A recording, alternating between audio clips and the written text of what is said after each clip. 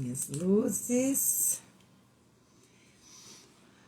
Boa tarde. Bem-vindas, bem-vindos, bem-vindes.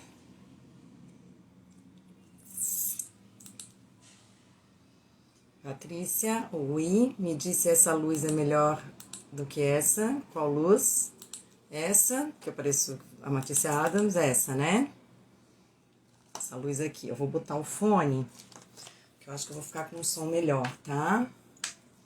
Só um pouquinho, gente.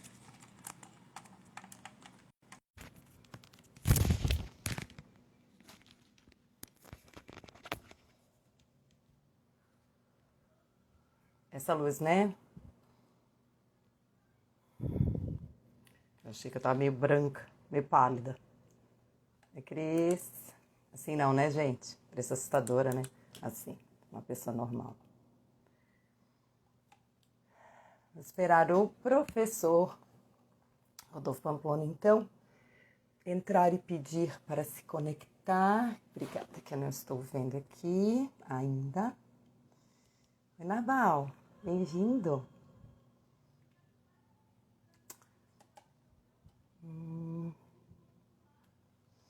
Doutora Cássia.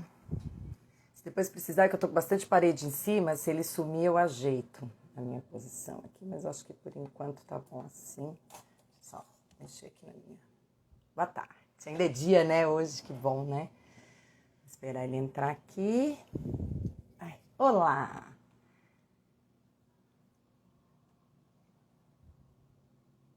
Aqui está tudo certo.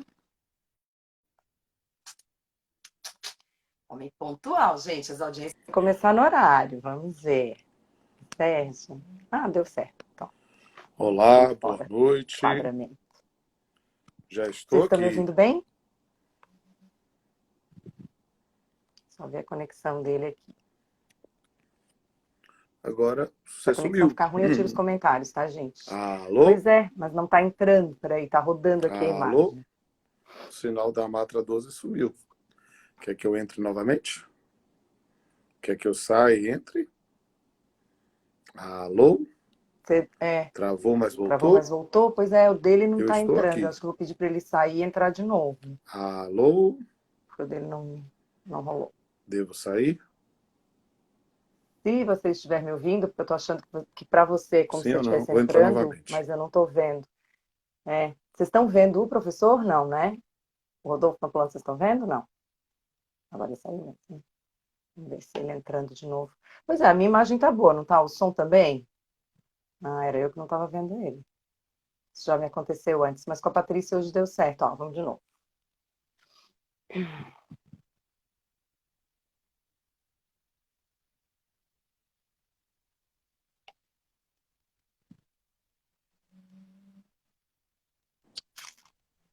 Agora eu estou vendo. Agora.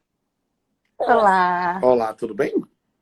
tudo bom? Boa tarde. Boa tarde, estou aqui. Bem-vindo. Agora eu estou vendo e Ai, estou ouvindo e estamos aqui à sua disposição para bater esse papo ai, aí sobre responsabilidade civil, né, decorrente nesse período do coronavírus. Estou à disposição para bater o papo e dizer a todos e todas aí da minha imensa satisfação de bater um papo aí com a Matra 12, né?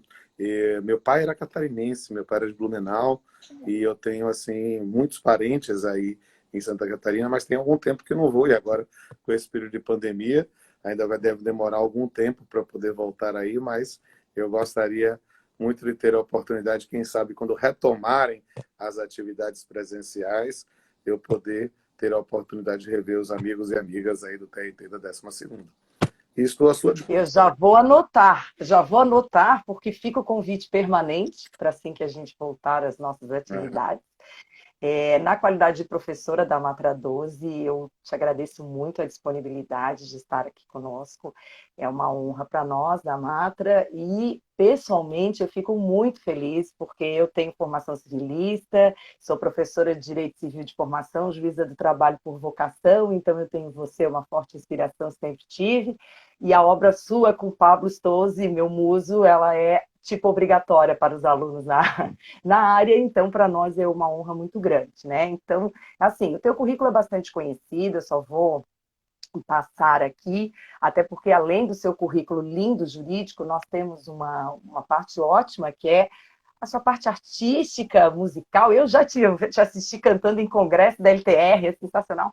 Mas só para o pessoal, né, ter ideia, juiz do trabalho da 32ª, né, de Salvador, professor titular de Direito Civil e Processual do Trabalho da Universidade de Salvador, coordenador dos cursos de especialização em Direito e Processo da Faculdade Baiana e de outros cursos de especialização, mestre e doutor em Direito das Relações Sociais pela PUC de São Paulo, Master em Estudos em Direitos Sociais para Magistrados de Trabalho de Brasil, pela Universidade de Castilha-Mancha, especialista em Direito Civil pela Fundação de Direito da Bahia e mais um monte de participações que nem vê ao caso. Então, posso começar a te explorar?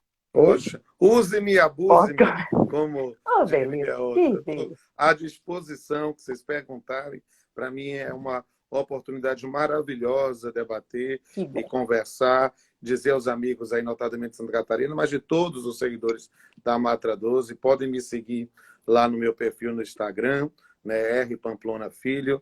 Para mim vai ser uma oportunidade maravilhosa fazer novos amigos e amigas e ter a oportunidade de conversar, sabe? Quando começou a pandemia, eu abri a minha agenda, disse, olha, quem quiser, estou à disposição para a gente bater um papo, porque na minha filosofia de vida eu sigo a máxima de Mahatma Gandhi, né, de quem não vive para servir, não serve para viver.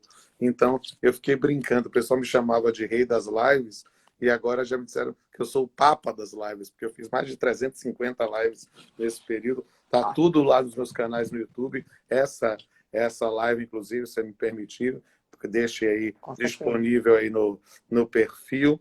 E eu vou baixá-la no meu canal. Tem 2 canais. O canal Pamplona, que é de conteúdo exclusivo, e o canal Papeando com Pamplona, que é o conteúdo compartilhado. Então, essa live, que é aqui no perfil da Matra, eu vou baixar lá no canal Papeando com Pamplona e todo mundo vai poder assistir quando quiser. E agora, como eu já falei, use-me e abuse-me, pode perguntar o que você quiser, estou à disposição para poder. Os meus alunos os alunos de curso de atualização, de curso de pós, foram devidamente intimados, até porque eu estou com um curso em andamento que vai chegar nesse ponto, então, né, os alunos sabem, eles estão todos muito atentos. E eu pensei em dividir o assunto em alguns temas para a gente, né, para você falando das suas reflexões a respeito disso. E, claro, nós estamos ainda em momentos de muitas indefinições, então certezas nós temos poucas, né?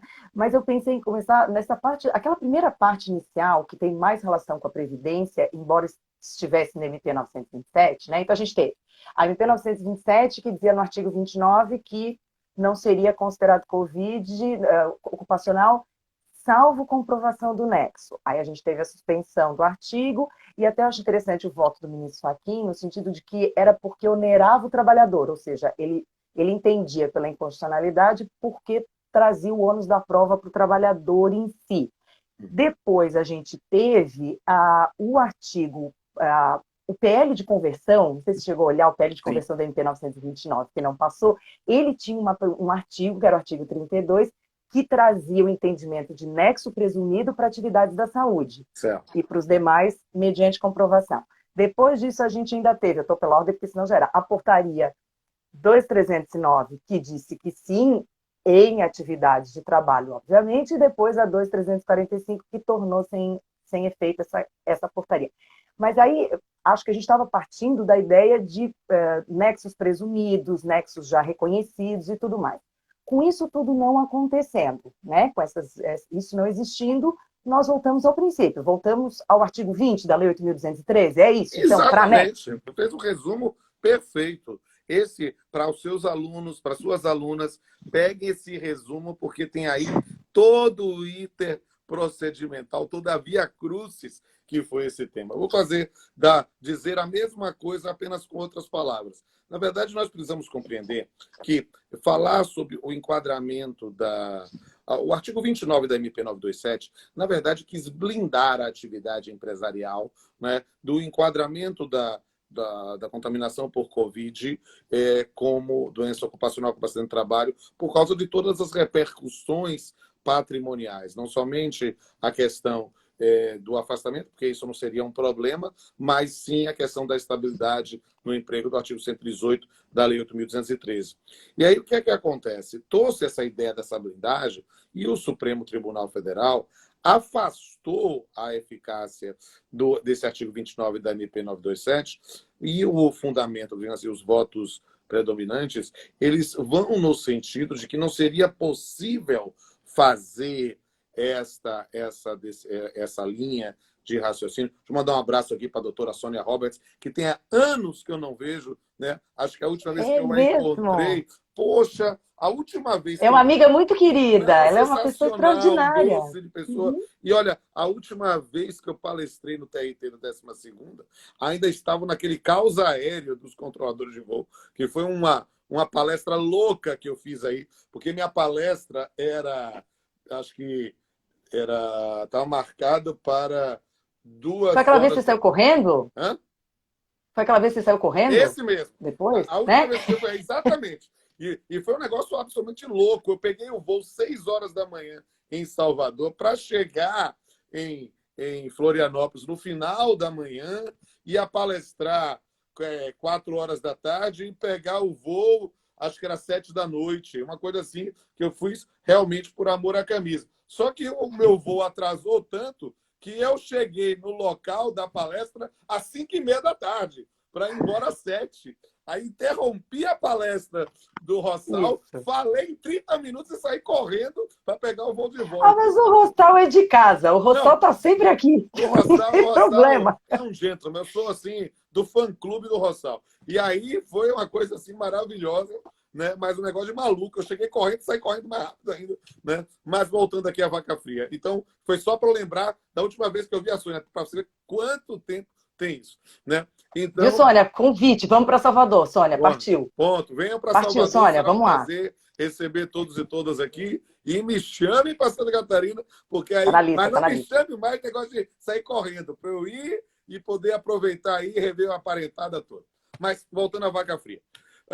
O artigo 29 da MP 927 trazia essa blindagem e o Supremo afastou a eficácia justamente por causa da decisão de 2019, que virou tema da sua jurisprudência, né, da possibilidade de haver uma responsabilidade civil objetiva do empregador com base no parágrafo único do artigo 927 do Código Civil. Essa é uma matéria que me é muito cara. Não sei se você sabe. Nós vamos chegar lá, no tema 932, que eu acho um negócio mas foi com importante base no tema 932, não sei se fala agora ou deixa para falar depois, mas é um dos temas mais queridos para mim, porque eu fui a primeira pessoa que escreveu no país sobre isso, ainda em 2002, na Vacácio Legis. As pessoas diziam que eu era maluco. Eu coloquei isso no volume 3 do meu livro com o Pablo aqui, no volume de responsabilidade civil. Na época, Pablo disse, olha, Pamplona, ele me chama de irmão, né? Irmão,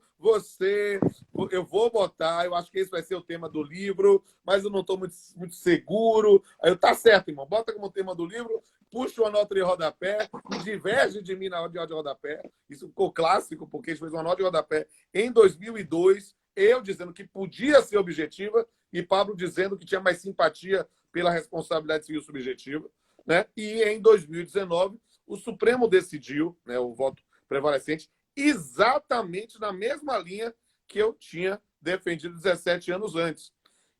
Demoraram para concordar com você, né? Demoraram para... E aí o que é que acontece? O que é que para mim é importante? Porque o Supremo decidiu exatamente como eu defendi em 2002. E não é a forma como a imprensa divulgou. Porque a imprensa divulga como se o Supremo Tribunal Federal tivesse dito que a responsabilidade civil do empregador é objetiva. E o Supremo nunca disse isso, nem eu disse isso. Eu disse que ela pode ser. E da mesma forma, quando retirou a eficácia do artigo 29 da MP 927, o Supremo não disse que Covid é acidente do trabalho, é doença ocupacional e gera responsabilidade civil objetiva. O Supremo não disse isso. O Supremo disse, como eu mesmo dizia, e ele mesmo disse ano passado, que pode ser. E há uma diferença enorme, abissal, entre pode ser e ser. Porque Mas isso aconteceu também na portaria, né? Porque aí isso, também ficou incluído, só que era em atividade do trabalho. exatamente. É claro que isso não queria dizer que sempre seria do trabalho. A MP 927 também não tinha excluído totalmente. Mas aí Nunca teve essa há um exclusão, elemento né? aqui que é importante. O que é que porque, e esse é um dos problemas que é a base da teoria geral da responsabilidade civil, e aí é ótimo ter você como uma pessoa que também ama o direito civil, né, como professora, né, e a gente, como digo, eu sou poliamorista, né, eu casei com o direito do trabalho e com o direito civil ao mesmo tempo, né, e aí o que é o grande lance para compreender esse tema? As pessoas, quando não aprofundam a teoria geral da responsabilidade civil, confundem elementos distintos da responsabilidade civil. Uma coisa é culpa, outra coisa é nexo de causalidade. A Ai, tô gente. tão feliz que você tá falando isso. Mas Que a é gente porque fala você. isso muitas vezes, né? Exatamente, mas você é uma pessoa que ama o direito civil, então compreende isso mais de cara. Mas a gente precisa, às vezes, alertar os nossos colegas, os nossos alunos, as pessoas que não podem confundir isso. Perceba, o que o Supremo Tribunal Federal se manifestou é sobre o elemento anímico, sobre a questão de culpa, de ter haver necessidade de dolo ou culpa, do artigo 7º, inciso 28 da Constituição, trabalhar isso. A gente não precisa imaginar, não há um direito adquirido do empregador de responder subjetivamente, não. Há, sim, uma circunstância que, em regra, a responsabilidade civil será subjetiva, mas ela pode ser objetiva. Isso não exclui a discussão sobre a demonstração do nexo de causalidade. E aí é o grande lance. O que a portaria trazia era uma facilitação, vamos dizer assim, no que diz respeito não ao elemento anímico. Porque a portaria não tem que dizer sobre culpa ou dolo. A portaria vai trazer situações, a portaria não pode trazer presunção de culpa. A portaria pode trazer presunção de nexo de causalidade. Ou seja, são situações em que a gente vai trabalhar, e aí um outro lance, aqui, minha colega Lisiane, que foi minha colega também aqui no TRT da Quinta Região, está aí na 12ª, né? Fez lá o curso lá na Espanha também comigo, um abraço para ela, querida. E aí o que é que acontece?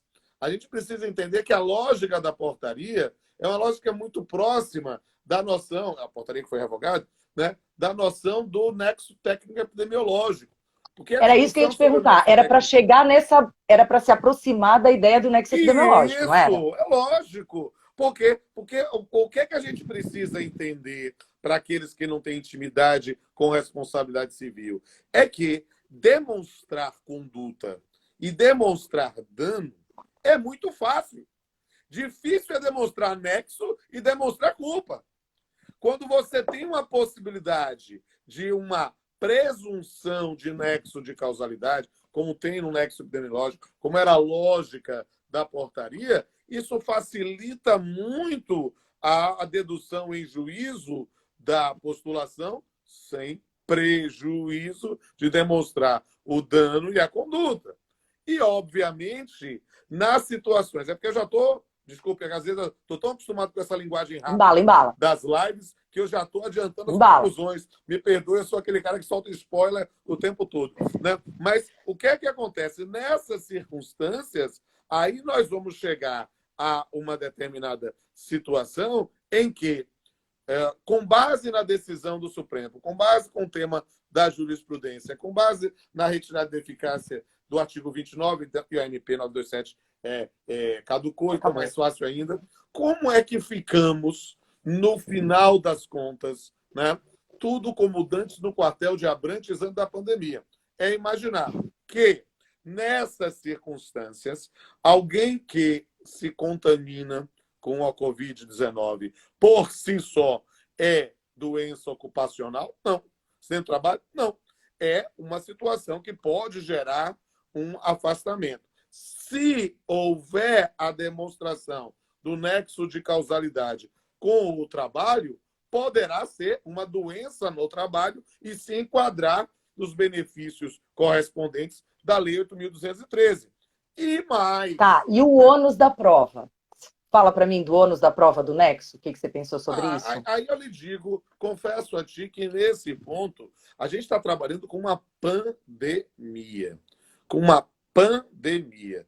Qualquer um de nós, e eu não sei você ou eu, já pode ter sido contaminado e contaminado com alguém da portaria do prédio, da entrega de delivery, mesmo a gente fazendo isolamento presencial. Então, a priori, pensando de forma genérica, o nexo de causalidade a priori continua sendo o fato constitutivo do direito do autor, ou seja, é o empregado a priori que vai fazer, tem de fazer essa prova. Agora, a gente sabe que demonstrar nexo de causalidade, ainda mais com a regra da causalidade direta e imediata do sistema brasileiro, né, nós temos aí alguma dificuldade. Nada impede, e por ser dificuldade, né, pensar assim, em inversão do ônus da prova, mas aí seguindo a regra estrita do CPC, que foi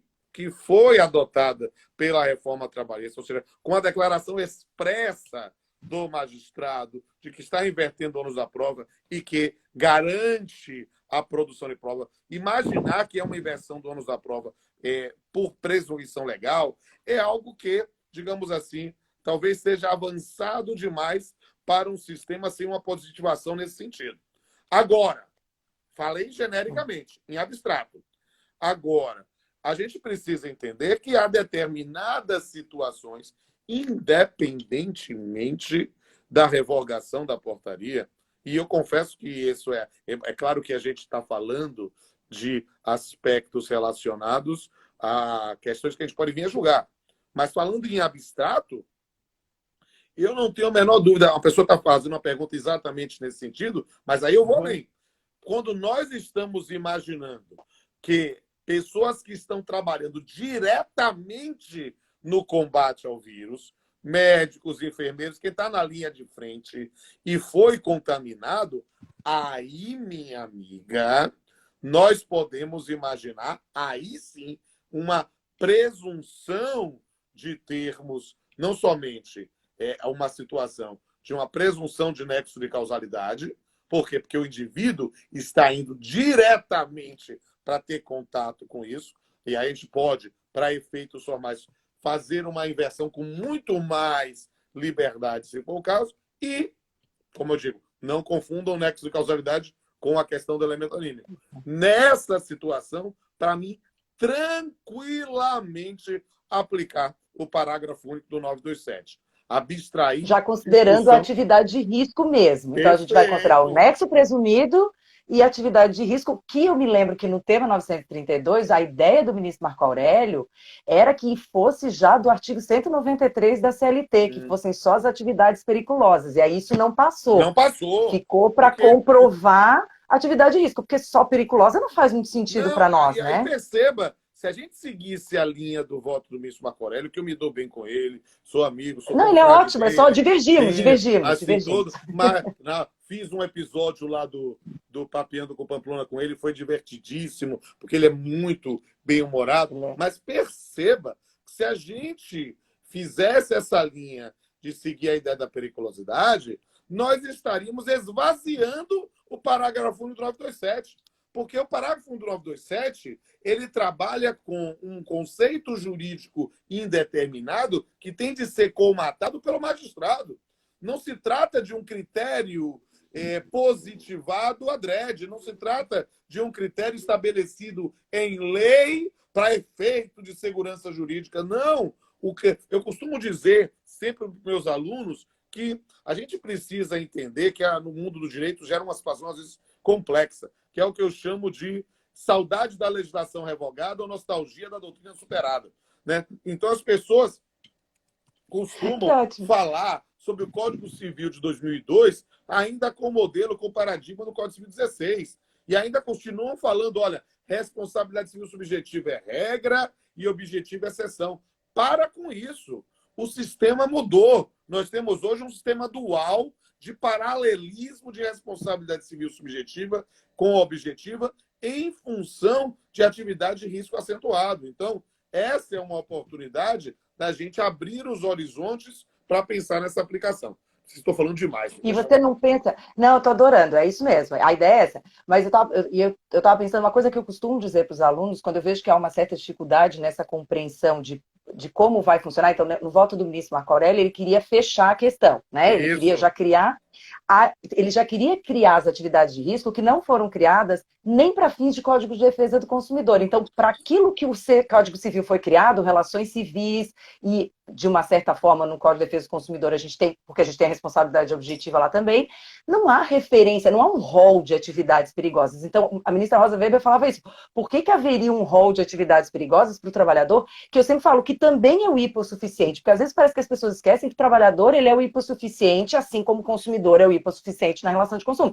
Então, a gente usa mais ou menos essa medida. E uma coisa que eu ouvi você falando que eu acho ótimo para a gente lembrar, para o pessoal que não está acostumado a estudar tanto direito civil, é a questão das teorias de nexo de causalidade. Porque a gente adota a causalidade adequada pelo conjunto, né, que nós temos. E se a gente passar a entender o ônus da prova sempre presumido e sempre dessa forma que sempre vai ser o trabalhador ou sempre vai ser o empregador que vai ter que provar e não quem tem que provar o fato constitutivo, a gente estaria adotando de uma certa forma a equivalência das condições, porque de fato o sujeito pode ter estado em muitos lugares. O que algumas pessoas me perguntaram é sobre a Lei 14.023, porque ela traz aquelas atividades essenciais.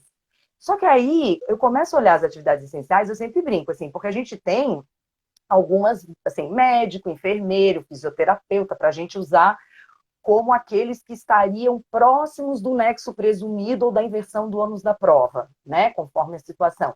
E aí, claro, a gente tem coveiro, por exemplo, que também é uma situação, né? Mas aí chega uma hora que tem garçom. Aí começa, né? E essa é uma questão interessante, eu respondo da mesma linha da nossa observação crítica ao voto do nosso querido ministro Marco Aurélio. É preciso entender que não se pode fechar a questão assim.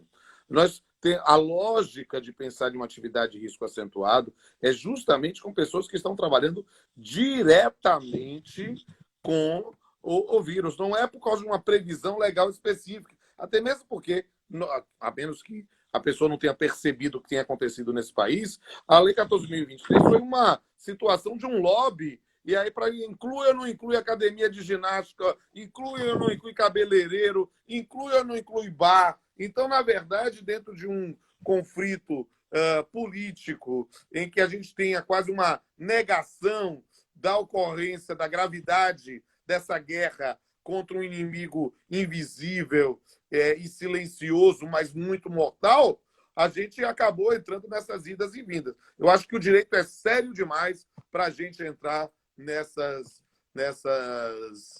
briguinhas de mortadelas e coxinhas, sabe? Parece que a gente... O que eu digo sempre, você pode ser mortadela, você pode ser coxinha, você só não pode ser pamunha. Você precisa estudar, você precisa compreender o sistema normativo. E, nesse ponto, é preciso entender a lógica do parágrafo 1 do 927, que é uma construção de um conceito jurídico determinado, ou seja, como uma cláusula geral, que vai ser comatada pelo magistrado justamente em função de uma vagueza, de uma maior amplitude de interpretação. Eu brinco com meus alunos porque o direito é muito sério, mas não precisa ser sisudo. Então, a gente precisa, na verdade, compreender que, muitas vezes, uma cláusula geral como essa é a nossa atualização online do texto legal. Ou seja, pensar em uma restrição das atividades que podem ser caracterizadas na atividade de risco numa canetada do legislador, do julgador, parece-nos algo que depõe contra o próprio sentido da norma. Se eu posso brincar, eu invoco o meu lado nerd. O parágrafo 1 do 927 deve ser sempre interpretado sob a luz não de um grande jurista, mas de um grande personagem, o Benjamin Parker. Quem é o Benjamin Parker? É o tio Ben. O tio do homem, claro, o tio Ben, claro, do que Peter Parker, dizia, sim. antes de morrer, ele falou, com grandes poderes, grandes responsabilidades. Sim, grandes responsabilidades. Ou seja, claro. o parágrafo 1 do 927 um clássico. dá grandes poderes ao magistrado, porque ele traz grandes responsabilidades ao magistrado e ao cidadão. A Luciana Conforte entrou. Lu, bem-vinda, obrigada por estar Um conosco, beijo também. querida. Um beijo, Lu. Alguém perguntou aqui uma questão relacionada, eu vou chegar nisso, porque é uma questão daí já relacionada à responsabilidade em si. Uma coisa que eu acho que as pessoas confundem, além da culpa com o nexo, é a questão do quando surge a responsabilidade, que é o requisito dano, que é um requisito tipo fundamental, assim, né? É do conceito do 187 e depois do 927, 186 e 927. Então, nós temos o dano. E me parece que algumas pessoas partem da ideia de que, às vezes até a empresa age com culpa, né, Rodolfo? A gente vê, né, que a empresa não tomou cuidado, não teve as cautelas, mas a pessoa ficou com Covid, ficou 14 dias em casa, não teve, ela foi assintomática, e ela voltou para o trabalho. Então, até a conduta da empresa não foi a mais adequada para prevenir. Mas a gente teve dano? Quando é que a gente tem dano no Covid?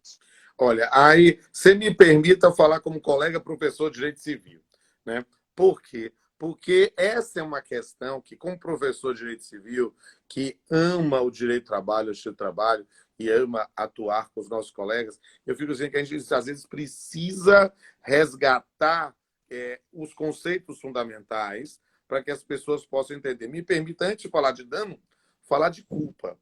Por quê? Porque as pessoas não sabem o que é culpa. Eu pergunto numa sala de aula o que é culpa, alguém grita na hora, negligência, imprudência e perícia. E aí eu vou dizer, meu filho, eu não perguntei aí em Santa Catarina o que é time de futebol, e aí você disse Avaí, Figueirense, Joinville e Criciúma. Não.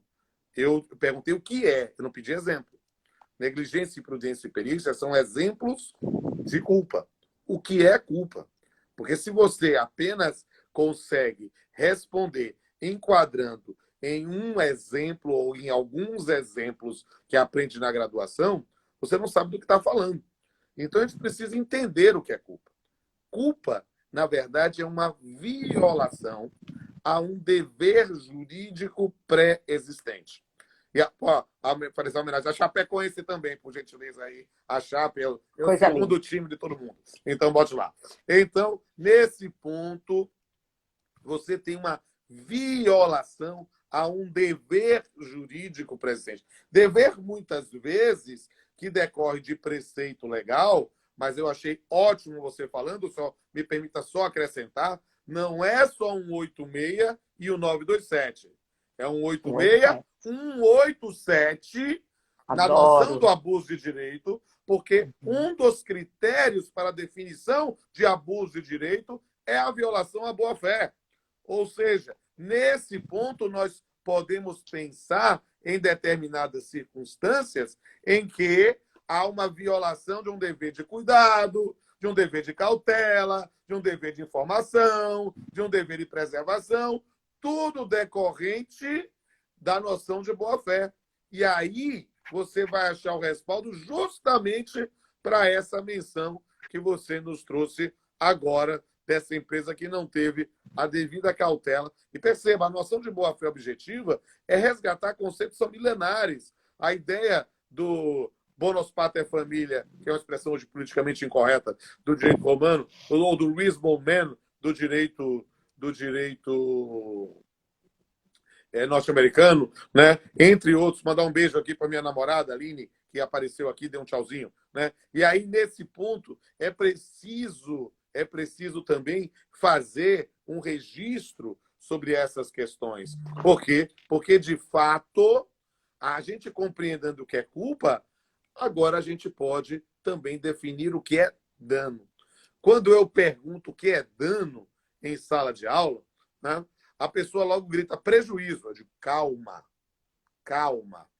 Porque a expressão prejuízo ela é bastante abrangente, só que muitas vezes a compreensão de prejuízo acaba identificando com o dano patrimonial. E aí a gente precisa entender o que é dano. Dano é uma violação a um interesse juridicamente tutelado. Quando a gente começa, e essa expressão não é minha, não, é de Alvino Lima, lá em Cupirrisco, uma obra lá do início do século. É preciso entender o que é dano. Por quê? Porque quando a gente entende o que é dano, a gente abre horizontes, né? Abre horizontes para poder dizer, opa, aqui, qual foi o dano? Houve um dano à integridade física? Houve um dano à própria noção de um potencial risco? Aí a gente vai fazer o campo, e aí é um outro texto que eu já trabalhei há muito tempo, que eu chamo de Torre de Babel de adjetivações de dano, que a gente vai verificar qual a modalidade de dano que nós estamos falando. De um dano patrimonial ou de um dano moral, que, na verdade, não é dor, não é tristeza, não é transtorno. Identificar dano moral com dor, tristeza, transtorno dá espaço para demagogia e para pantomimas em meios de audiência. Na verdade, o dano moral é uma violação a um direito da personalidade. Esse conjunto de atributos físicos, psíquicos e morais do indivíduo em si mesmo e nas suas projeções sociais. Ora, voltando, e agora sim, respondendo à sua pergunta, o indivíduo se contaminou, não teve nenhuma sequela, não contaminou ninguém, foi para casa, passou os 14 dias, testou negativo, voltou ao trabalho e continuou. Não há dano. A priori, não há dano. Houve uma contaminação? Sim, houve. Mas se ele não teve, nesse ponto, nenhuma situação que tenha gerado uma repercussão, não há dano. Agora, peraí. Houve, nesse ponto, uma determinada circunstância em que o indivíduo deu uma demonstração, que foi por uma conduta patronal, tem um nexo de causalidade, foi uma demonstração lá, opa, esse afastamento do trabalho, apenas por 14 dias, não teria o que reparar. Diferente, o indivíduo se contaminou pessoas em sua casa, teve, nesse ponto, algum tipo de sequela, opa, a situação muda. Quando a gente verifica aí uma lesão à sua integridade física, ou pode ser a integridade psicológica. Perceba, muitas vezes, que a gente vai ter que verificar efetivamente o que aconteceu. Por quê? Porque a verdade seja dita. Não é qualquer acidente no trabalho que vai ter alguma reparação patronal. Se eu estou trabalhando... Exato, mas é isso. Mas você não percebe? Eu sou professor. É difícil das pessoas entenderem isso. É difícil das pessoas entenderem que, às vezes, não há dano a ser reparado, apesar de ter ocorrido isso. O acidente, a doença, ou o que quer que seja. Às vezes, não tem nem afastamento superior e não tem sequela. Exatamente. Às vezes é só um acidente.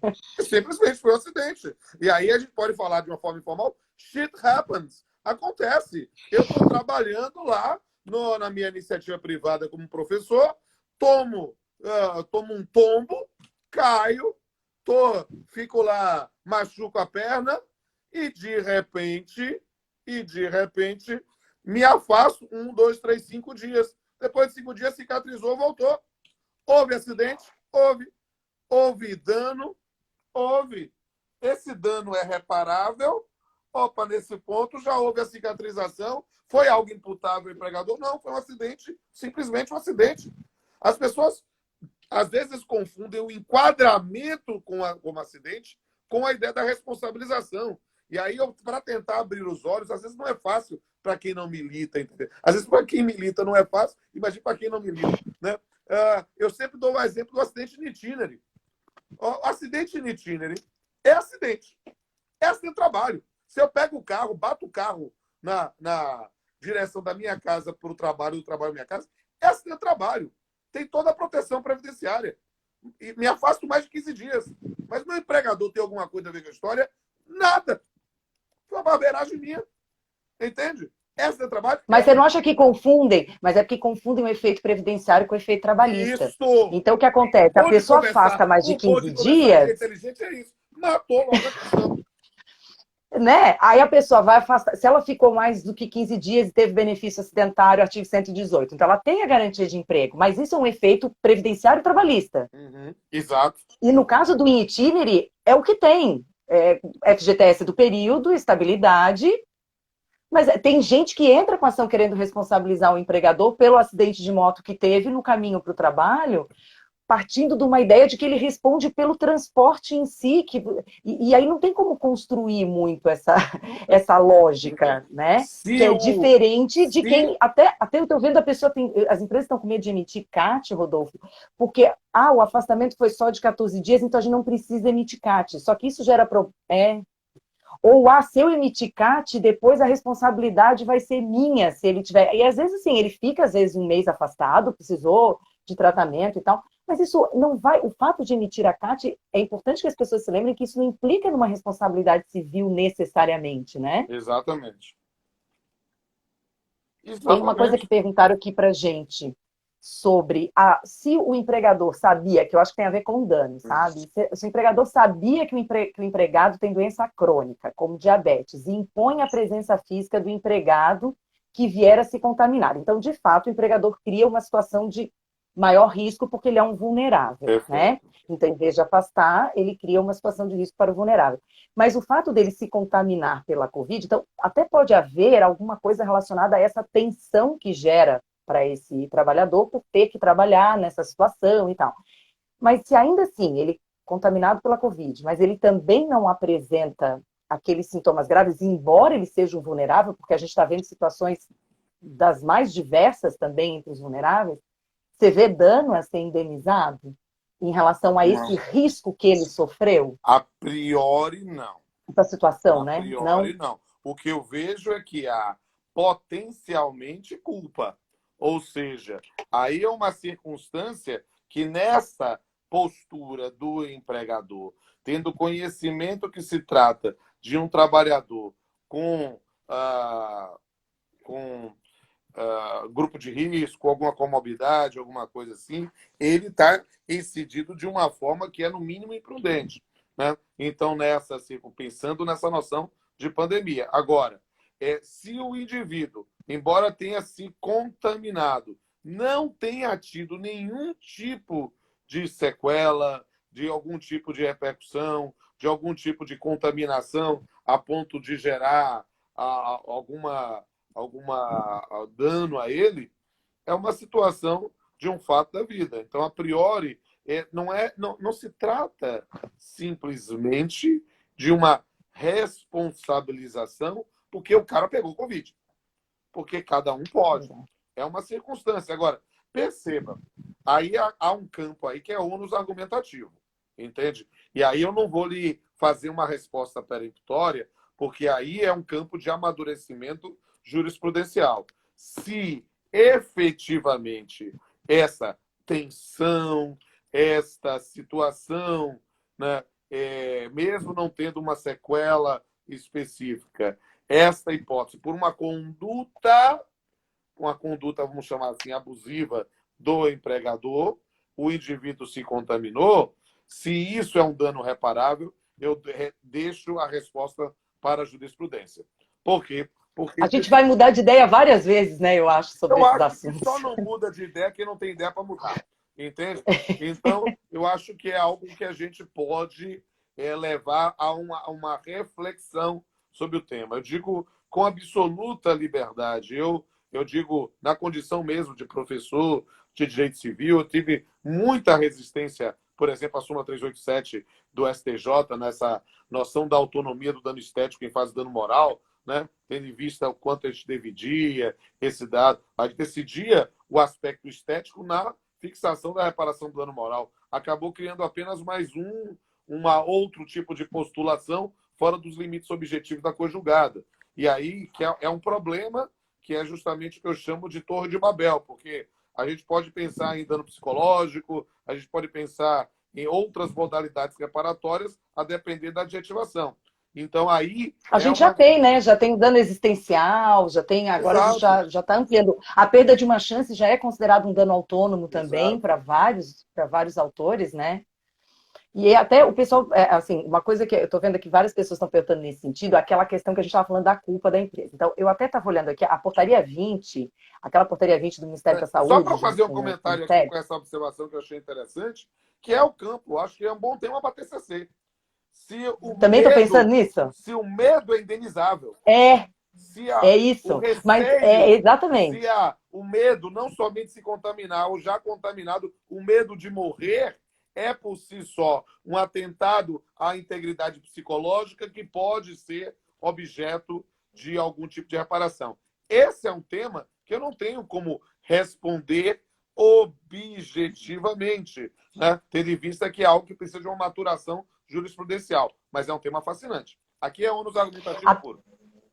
E tem isso, esse ônus argumentativo, acho até que, de novo, porque eu vivo dizendo para as pessoas que eu acho que é mal explorado, eu acho que o artigo 187 é muito pouco explorado, Acho sim. em A gente geral. precisa. Porque o E, abuso na de direito é verdade, uma me tese permita fantástica, fazer, né? só para Trabalhar com aproveitar, papel responder um objetivo é pouco aí. sensacional, né? Exatamente, para aproveitar a resposta. Alguém já perguntou aqui umas 3 vezes. E a gestante? Da As gestantes gestante, entram na fala dela. mesma linha. É igual, Ou né? seja, a É, situação é mesma dessa pessoa com comorbidade, não é ser gestante não é comorbidade, mas é especificamente de uma é situação que vulnerável, é fica mais vulnerável. vulnerável. Então, é uma hipótese também. E a resposta para mim é copia e cola mesmo. Agora, a gente precisa verificar que potencialmente o risco é ainda maior, porque não é somente a gestante, é a gestante e a nascituro. Então, a gente pode verificar determinadas repercussões no futuro. Então, por isso, é um campo de maturação que precisa ser levado em consideração, né?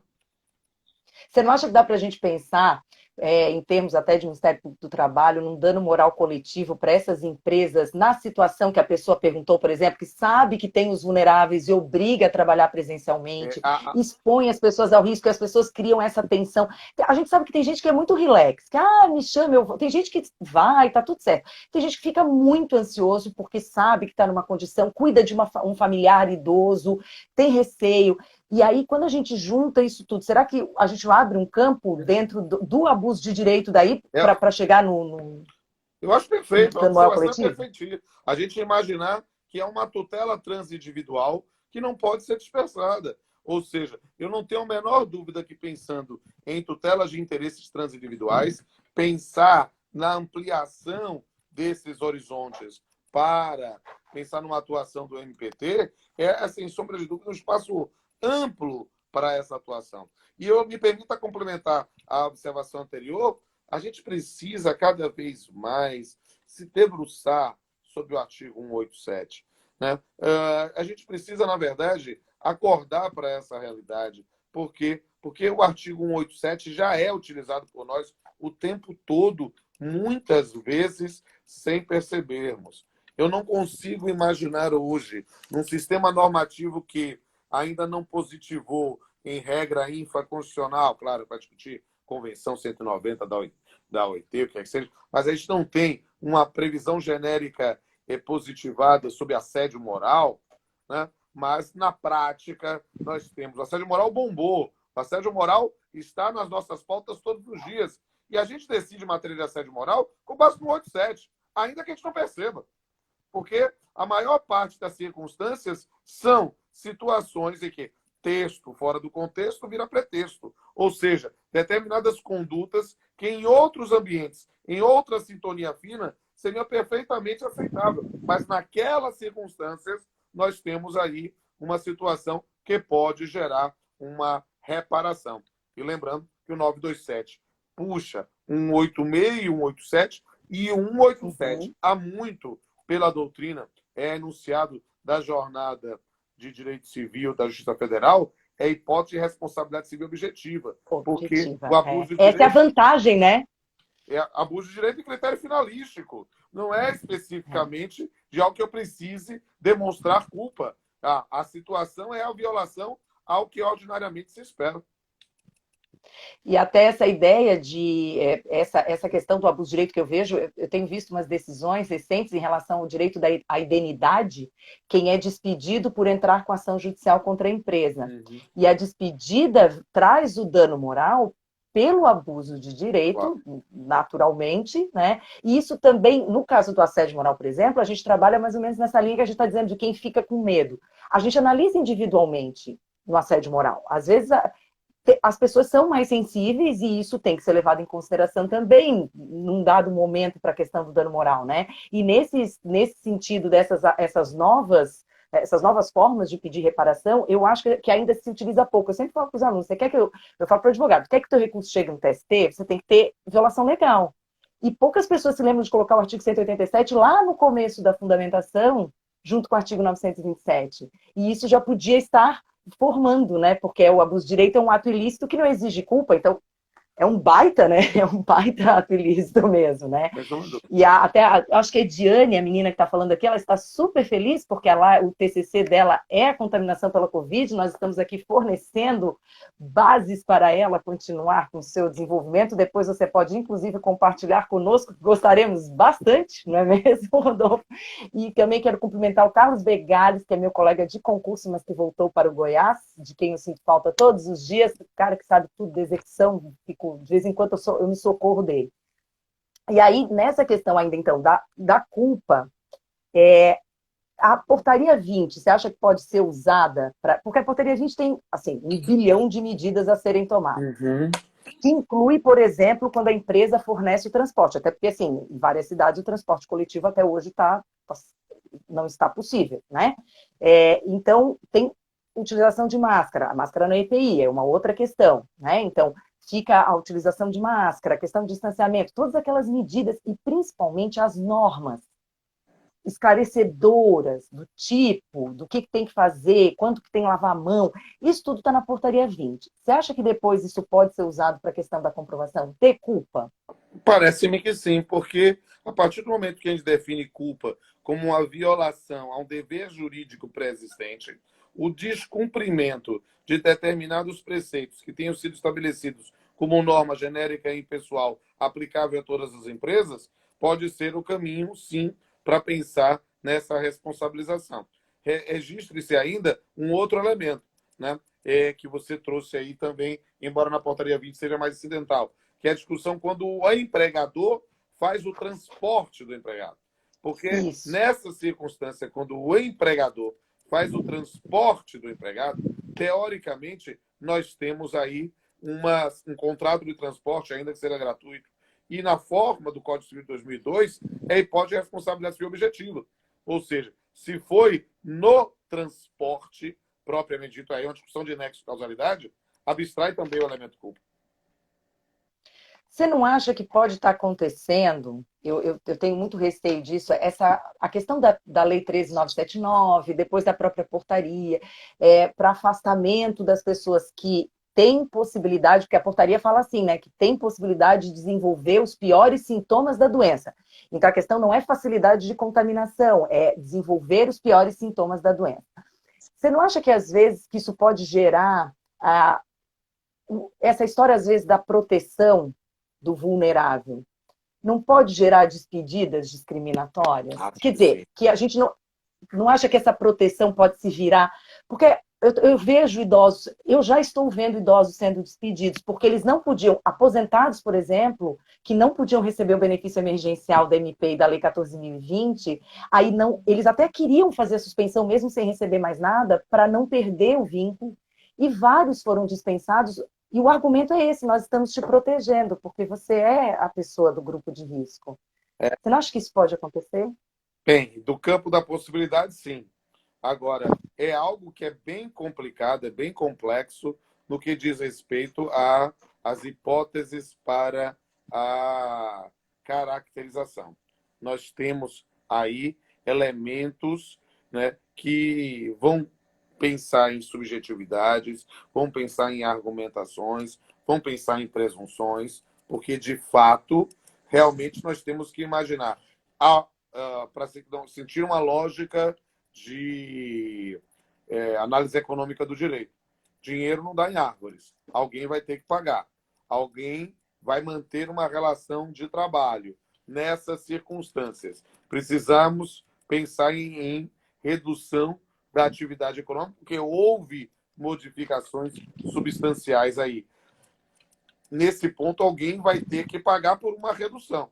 Aí dizer, olha, nós pensamos nesse ponto, porque ele é mais vulnerável, porque ele tem nesse ponto uma situação em que ele pode sofrer, já que ele não pode mais trabalhar, é uma situação complicada, está entre a cruz e a caldeirinha, né? Eu digo Até com porque se liberdade, tiver uma porque, por lista de exemplo, gente, direito potestativo, se é, despedir, sei lá, 15 pessoas e tem lá dois que são dessa situação de vulnerabilidade, aí tá tranquilo. Mas se não tem como despede provar. todos que estão na situação de vulnerabilidade, aí nós vamos pensar, talvez, no campo de uma tutela coletiva. Então, isso vai ser algo que a gente vai trabalhar com estatística, a gente vai trabalhar com uma visão mais ampla, e aí é muito complexo mesmo. Não dá para responder a prioristicamente. Não, é discriminatório. Não, não é discriminatório. Não, realmente é aquela circunstância em que a menor diferença de fato pode gerar a máxima diferença na aplicação do direito.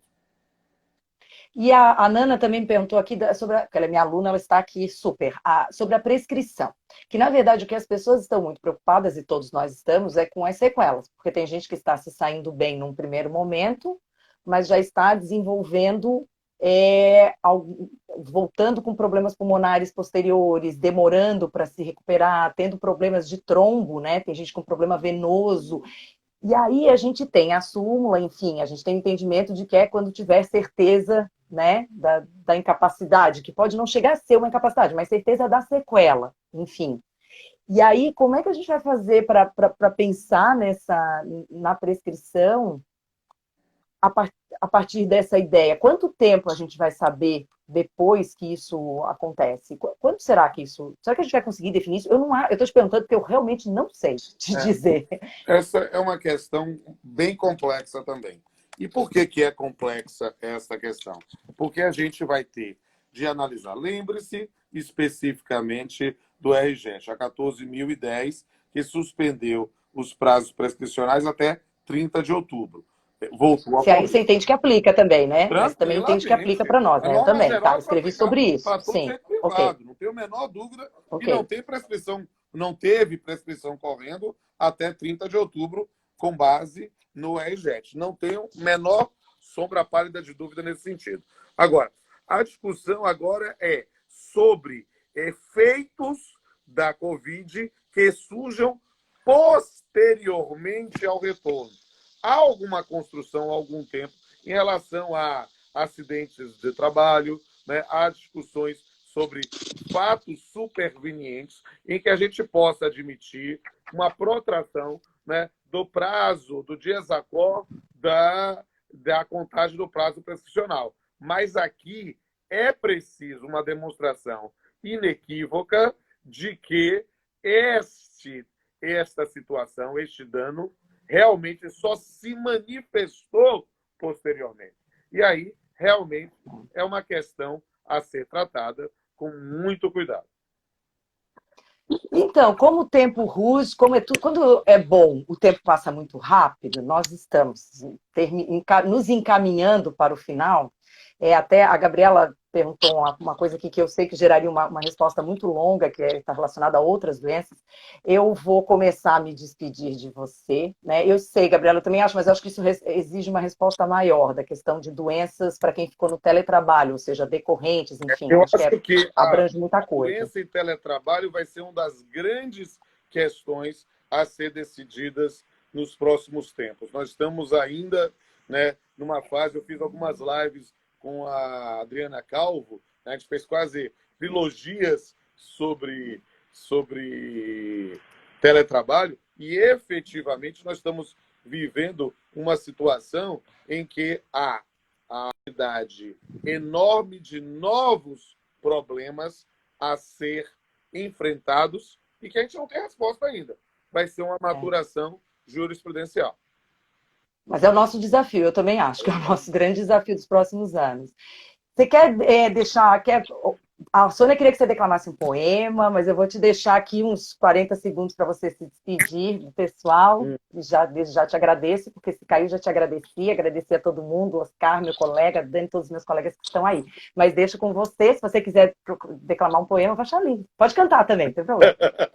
Bem, eu quero dizer a todos e a todas que foi um prazer fazer essa live. Quero dizer a todos e todas que para mim é uma satisfação enorme servir a comunidade jurídica através dessas lives. Quero não convocar, mas convidar todos a todas a me seguirem no Instagram, @rpamplonafilho. Pode seguir, não é assessoria, sou eu mesmo que respondo. Pode mandar mensagem inbox, né? Será um prazer. Sigam também meus 2 canais no YouTube, canal Pamplona e canal Papeando com Pamplona. Peço aí à querida André que bote aí no perfil da Matra essa live, que eu vou fazer o download Pode e deixar. colocar E lá. arroba Evoluir Direito do Trabalho também, né, meu povo? Arroba Exatamente. Evoluir Direito do Trabalho, vindo através do professor Rodolfo. Ai, vai acabar, não estou acreditando. Acabou. Obrigada, professor. Obrigada. Então vamos pedir para recitar um poema, vamos terminar um poema chamado Não vai dar tempo. Momentos Felizes.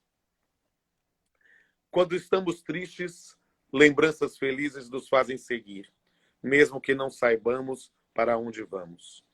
Quando estamos para baixo, memórias felizes nos fazem sorrir, mesmo sem muito tempo para respirar. Quando estamos depressivos, momentos felizes despertam a sensação de que, em algum lugar do passado, já houve esperança de um futuro melhor. Sigamos com o nosso futuro. Um beijo, querido. Muito obrigada. Boa noite. Boa noite, gente. Obrigada por terem ficado conosco.